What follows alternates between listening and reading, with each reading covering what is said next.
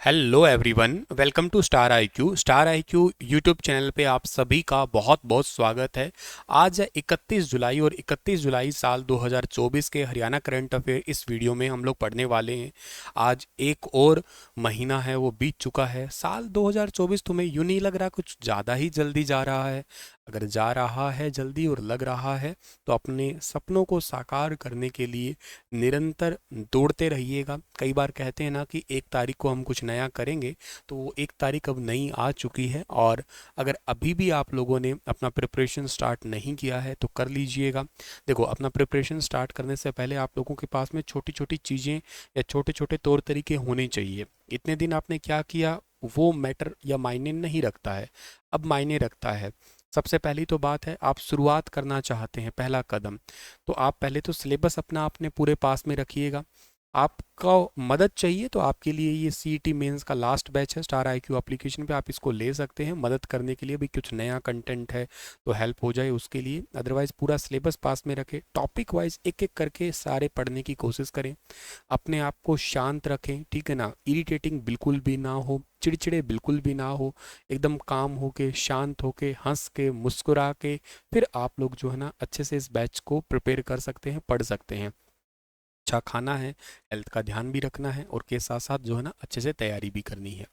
आइए खैर आगे बढ़ते हैं। और हमारे पास में कल आपसे जो सवाल पूछा था उसका ठीक जवाब क्या होगा कि बाबा शाह कमाल की मज़ार हरियाणा में कहाँ पे स्थित है? तो ये कैथल के अंदर है। बहुत सारे बच्चों ने इसका ठीक जवाब जो है ना वो दिया था। मुख्यमंत्री ने हाल ही में नारायणगढ़ वासियों को कितने करोड़ रुपए की सौगात दी है? तो मुख्यमंत्री जी ने भी हाल ही में नारायणगढ़ वासियों को टोटल जो है ना 10 करोड़ रुपए की सौगात दी है। ग्राम पंचायतों को 10-10 लाख दिया है और नगर पालिका जो नारायणगढ़ है इसको 10 करोड़ रुपए की सौगात दी है हाल हरियाणा के मुख्यमंत्री जी ने। हरियाणा के मुख्यमंत्री जी का नाम क्या है? नायब सिंह सैनी। अच्छा सर, इनके पास में वैसे कौन कौन से डिपार्टमेंट है?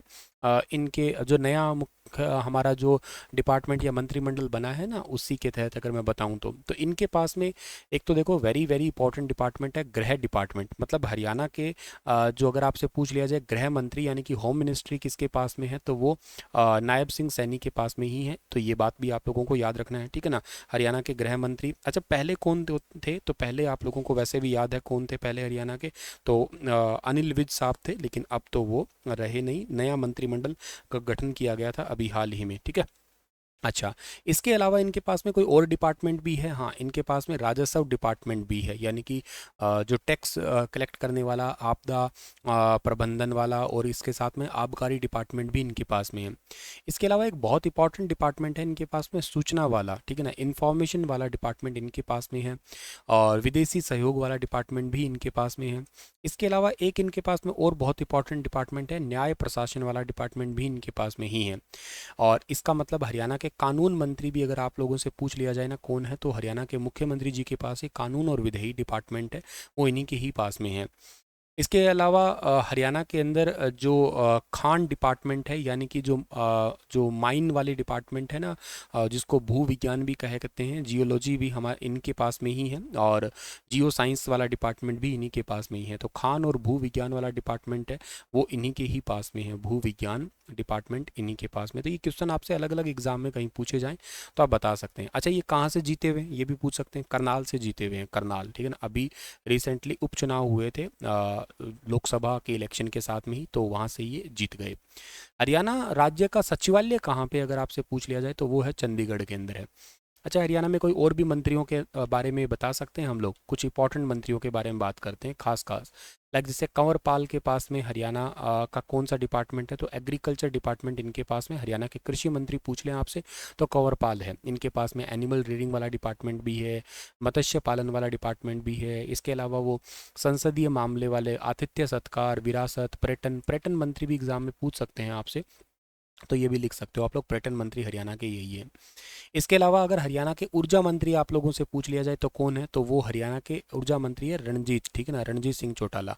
अच्छा, जो कंवरपाल जी वो कहाँ से जीते हुए हैं? जगाधरी से। और ये रानिया से जीते हुए हैं रणजीत जी।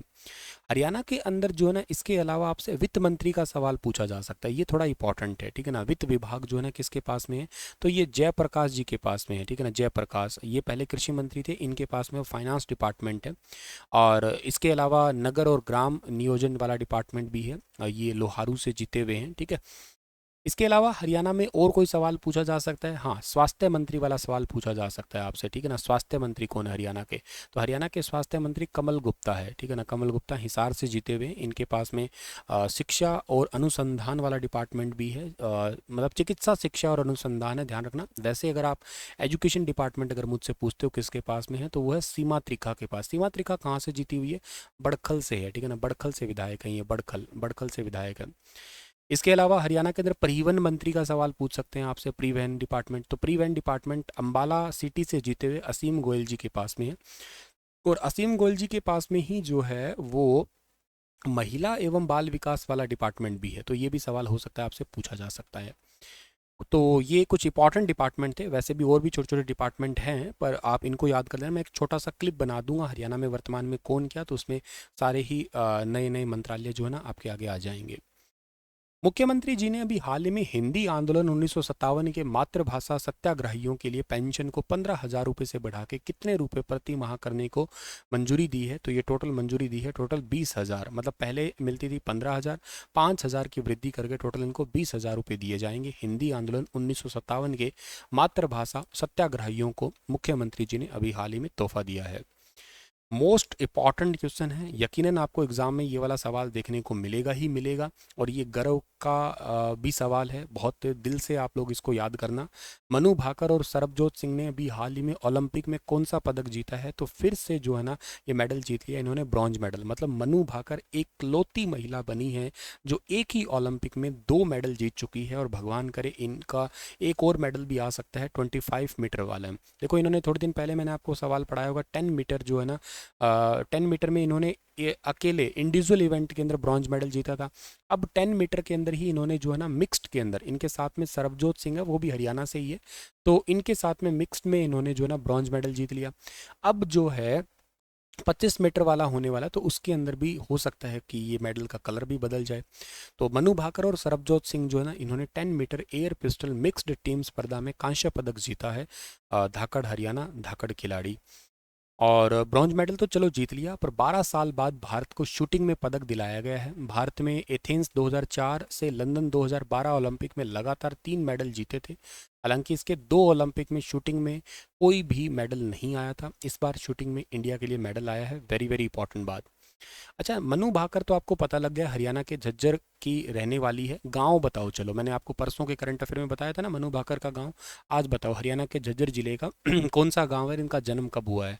मैं आज आपको सरबजोत के बारे में बताता हूँ, जो हरियाणा से अभी रिसेंटली जो है ना सरबजोत जीते हैं। ये सरबजोत या सरबजीत भी कई बार लिख देते हैं इनको, सरबजोत है वैसे नाम तो। अम्बाला जिले के देहान गांव के रहने वाले हैं। 30 सितंबर 2001 को इनका जन्म हुआ है।